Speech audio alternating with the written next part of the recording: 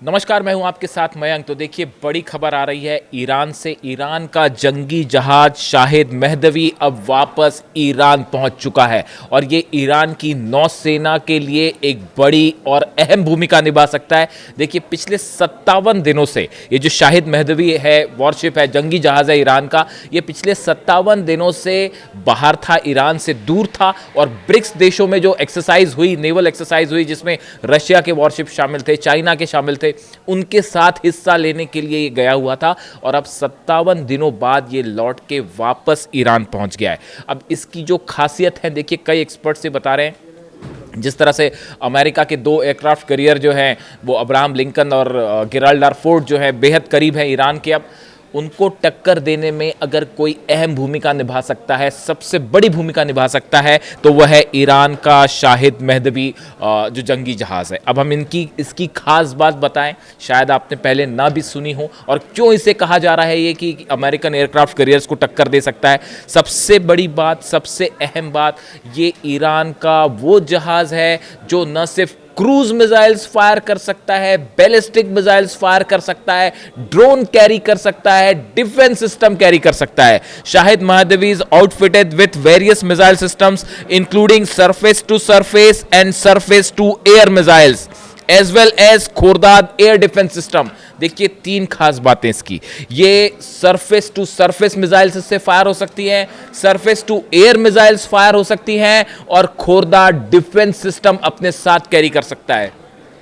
सरल शब्दों में आप समझें, अगर ईरान इसको फारस की खाड़ी में, जैसा कि बताया जा रहा है कि अगले 2 दिनों के अंदर, जिनेवा में टॉक्स हैं, आप जान ही रहे हैं कि जिनेवा में जिस तरह से टॉक्स होने वाली है ईरान और अमेरिका की, जिसे कहा जा रहा है कि बस ये आखिरी कड़ी है, अगर ये फेल हो जाती है तो जंग तय। तो अगले 2 दिनों के अंदर अंदर बताया जा रहा है कि ईरान इसे फारस की खाड़ी में तैनात कर देगा, शाहिद महदवी जो जहाज है इसको। अब इसमें देखिए, सबसे जो इसकी बड़ी खास बात है कि इसमें खोरदाद जो डिफेंस सिस्टम है ईरान का, वो मिसाइल्स पे लगी हुई है। यानी अगर इसे फारस की खाड़ी में भेज दिया जाए तो जो अमेरिकन जहाज आएंगे हमला करने के लिए, प्लेन्स आएंगे, ये उनको भी निशाना बना सकता है। यानी इससे वो मिसाइल्स तो फायर हो ही रही हैं जो कि एंटी चिप मिसाइल्स हैं, वो तो फायर होगी, लेकिन इसमें चूंकि डिफेंस सिस्टम भी इनबिल्ट है, यानी फारस की खाड़ी से ईरान आने वाले जहाज़ों को गिरा सकता है। यानी ईरान पर हमला करने के लिए जो जहाज़ बढ़ेंगे उसको पहले इससे मुकाबला करना पड़ेगा, और ईरान की मेनलैंड से काफ़ी दूर ईरान इन्हें इंटरसेप्ट कर पाएगा।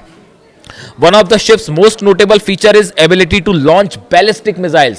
यानी न सिर्फ क्रूज मिसाइल्स अपने साथ कैरी कर रहा है, बल्कि इससे बैलिस्टिक मिसाइल्स भी फायर हो सकती हैं।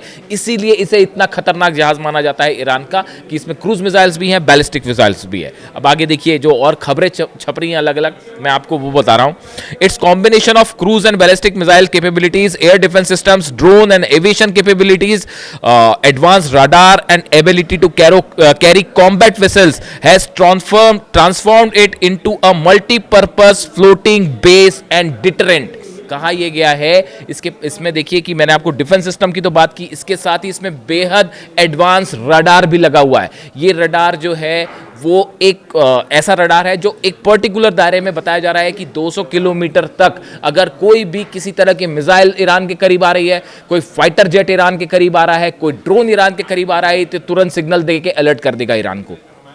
यानी एक जहाज़ पर देखिए, ये बिल्कुल उसी तरह की तर्ज पे है जैसे कि अब्राहम लिंकन है या गेराल्ड आर फोर्ड है।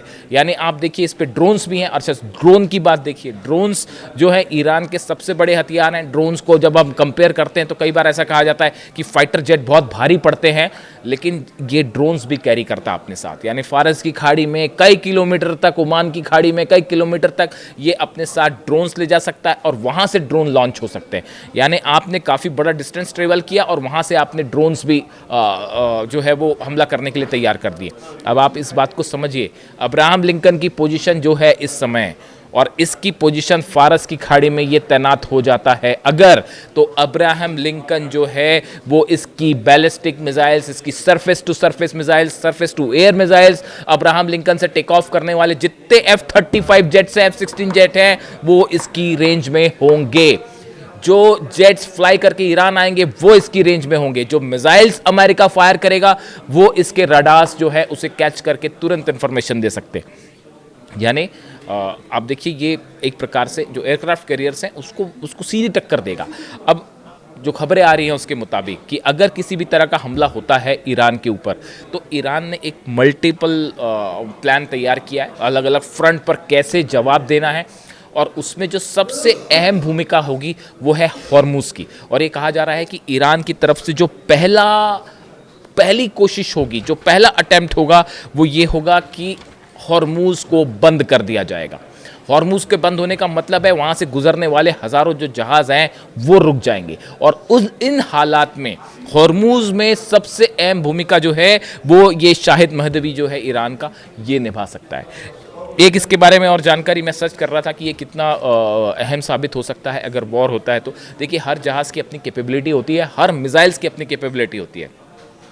जो सरफेस टू सरफेस मिसाइल्स होती हैं, जो सरफेस से फायर की जाती हैं, सरफेस पर गिरती हैं, ज़रूरी नहीं है कि वो एंटी शिप मिसाइल्स भी कैरी करें। यानी अगर फतेह 2 की हम बात करें तो फतेह 2 का अपना एक विशेष उसका टारगेट होता है, उसका काम करने का एक तरीका होता है। ऐसी हम खुर्रमशहर 4 की बात करें, अगर हम सेजिल की बात करें, वो मिसाइल्स अलग हैं।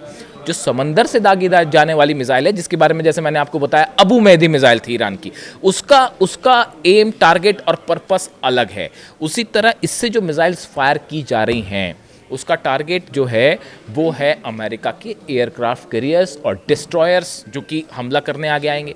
तो जो दूसरी बड़ी चीज़ पढ़ने के दौरान मुझे पता चली कि हाल ही में कुछ दिनों पहले ये डिएगो गार्सिया की तरफ एक बड़े मिशन पर गया था जहाज़। बहुत करीब नहीं गया डिएगो गार्सिया के। डिएगो गार्सिया अमेरिका का नेवी बेस है और बताया जा रहा है कि B-2 बॉम्बर्स रेडी खड़े हैं। डिएगो गार्सिया में B-2 बॉम्बर्स रेडी हैं। और एक बार फिर एक्सपर्ट्स का जो कहना है, देखिए मैंने इसको लेकर पहले भी वीडियो किया था कि अगर ईरान पर हमला होता है तो वो सऊदी के बेस से, जॉर्डन के बेस से या कतर के बेस से ये यहाँ से हमला करना अमेरिका के लिए खतरनाक होगा। अब तो अमेरिका के जो जनरल हैं वो भी ये कह चुके हैं कि भाई बड़ा जो है लंबी जंग हो सकती है और नुकसान हो सकता है। तो बार बार एक लिमिटेड स्ट्राइक वाली बात हो रही है। तो इसलिए अभी भी कई एक्सपर्ट्स का कहना है कि अमेरिका की तरफ से अगर हमला होता है और B-2 बॉम्बर्स का इस्तेमाल होता है तो शायद डिएगो गार्सिया बेस का ही इस्तेमाल हो। अमेरिका का सबसे बड़ा नेवल बेस है इस एरिया में। पिछली बार भी B-2 बॉम्बर्स जो है वो यहाँ पे पाए गए थे, जो 12 दिनों की जंग हुई थी इस दौरान। हालांकि जो हमले हुए थे वो अमेरिका से फ्लाई करते हुए आए थे, लेकिन इस बार फिर से ये कहा जा रहा है कि डिएगो गार्सिया से जो हमला हो सकता है। और ये जो जहाज है शाहिद महदवी, ये डिएगो गार्सिया के बेहद करीब एक मिशन पर गया था ईरान की तरफ से, कई दिनों तक वहाँ रहा भी और उसके बाद वापस लौट के आया। ये ईरान ने समंदर में अपनी ताकत दिखाई थी इस जहाज़ के जरिए कि डिएगो गार्सिया अगर आपका बेस है तो डिएगो गार्सिया तक हमारा जो जहाज़ है वो भी जा सकता है। ये मैसेज गया था अमेरिका तक और पूरी दुनिया तक। इसीलिए जो बार बार ईरान कह रहा था कि एक सरप्राइज़ एलिमेंट, अब एक बार फिर जो है ठीक हालात ऐसे हैं कि बस अब जंग शुरू हुई, तब जंग शुरू हुई। और स्टीव विटकॉफ के साथ बात है अब्बास अरागची साहब की, देखते हैं उसका क्या नतीजा निकलता है। लेकिन उसके ठीक पहले अब बताया जा रहा है कि ईरान पहुंच चुका है और इसको उस स्ट्रेटेजिक लोकेशन पे तैनात कर दिया जाएगा जो ईरान की नेवी को और ईरान की जो है सेना को सूट करता है। और संभवतः इसकी लोकेशन होगी फारस की खाड़ी में, जिसकी जद में होंगे अमेरिका के डिस्ट्रॉयर्स ही नहीं बल्कि इस चूंकि से बैलिस्टिक मिसाइल्स भी फायर हो रही हैं, इसलिए इसका अहम रोल होगा आसपास के अमेरिकन बेसिस को भी लेकर। अब देखते हैं क्या निकल के आता है ईरान अमेरिका की बातचीत को लेकर। लेकिन फिलहाल इस शाहिद महदवी का ईरान वापस पहुंचना ईरान के जंगी बेड़े में एक बड़ा इजाफा माना जा रहा है। इससे जुड़ा जो भी अपडेट होगा आप तक पहुंचाऊंगा। वीडियो कैसा लगा कमेंट करके ज़रूर बताइए। Thank you so much.